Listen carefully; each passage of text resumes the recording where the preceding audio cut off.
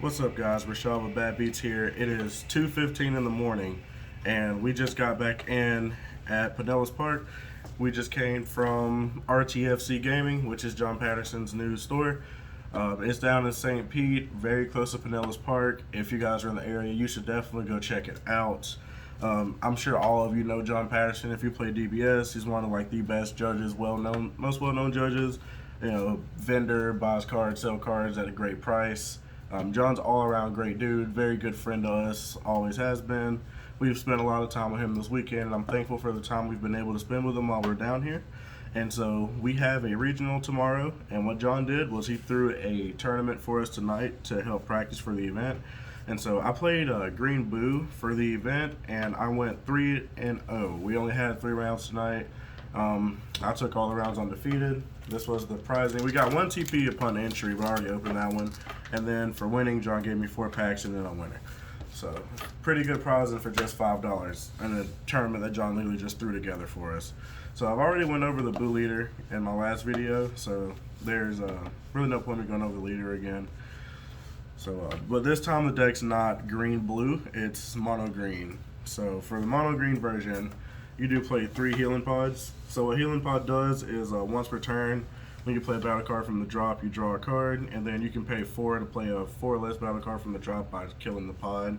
And so, of course, we still play the standard Buu cards here. You know, the 1 drops. When he's played, draw. When he's played, look at top 5 for a Buu. And then, of course, the Topo Buu. So these are all the ones with Union Absorb. I'm sure you know what all these cards do now. Topo Buu is literally just a green Topo. It does have this cool wording where it says if a card was played, discard. So if they counterplay it with Super Kamehameha or something, you don't have to discard a card. So it stops you from going neg against cards like that. So that's pretty neat. No, it's the only reason it's better than Topo. Of course, we play these Buu cards, but I play one of this in the mono green version because the games usually go long with the mono green build, and so when you drop this dude, it normally kind of wins you the game on that turn or the turn following, if not that turn. This dude can be Union Absorbed from excuse me, from the drop, which makes it really good with healing pod because when you play him, you activate his skill to search units and you discard one from your hand. If you've got multiple, you just discard one from your hand. And then you Union Absorb into one from the drop, and then you'll get your draw from pod. If you don't know what this guy does when he's played, you and your opponent place all of your non-token unison and battle cards and place them in the drop.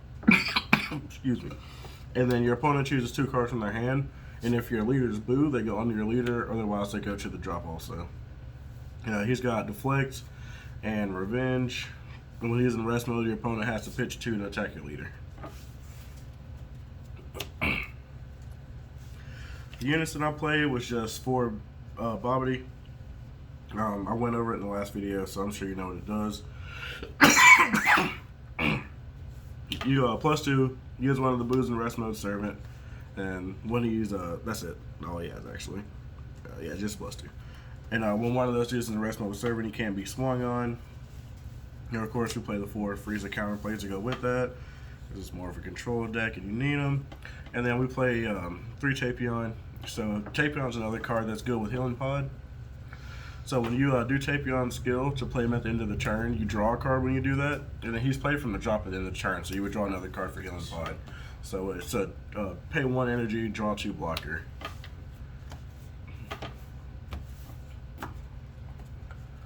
And then next, you do still want to play game-winning cards. So the Spirit Bomb Goku is just really good in green, especially with +2 unisons.